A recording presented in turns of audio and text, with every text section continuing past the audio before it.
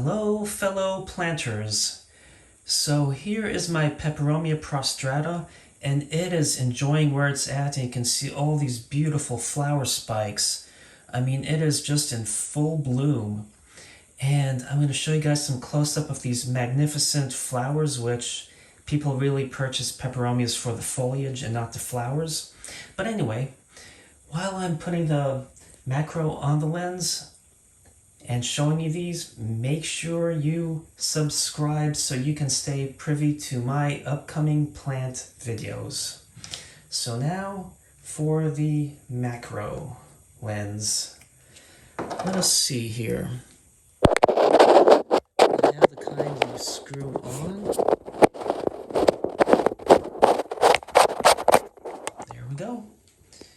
And let me bring this up to it. So first I'm going to show you guys the leaves. Check out these leaves. And now check out the blossom. You can see from the flower spike how you start having teeny weeny flowers opening up. I mean, it's just so remarkable. It's such a small scale that we can't really appreciate. You see how, like looking up, these flower spikes or the flower blossoms here are more exhausted, and then as you get up, you have more, and then it just works its way to the top, which in this one here is a little more green. And let me get it in focus. So you see it's green at the tip, then you have flowers opened there, and then the older flowers to the bottom. So these are just remarkable, and most people don't appreciate them because they are so tiny. Let me see. Wow, it's really tricky. There we go. So you can see this one here, the whole scope of the flower, because it's a shorter flower spike.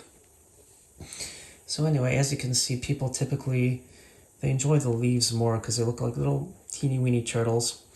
I had baby red-eared sliders as a kid. I got to take home the class pet in first grade. It was Tippy the turtle. Anyway, they're just so cute. And so are these I don't have any pet turtles at the moment, so I do have at least a pet plant that resembles a turtle. So anyway, I hope you enjoyed looking at the close-up of these flower spikes for the Peperomia prostrata. Thanks for watching, and happy planting.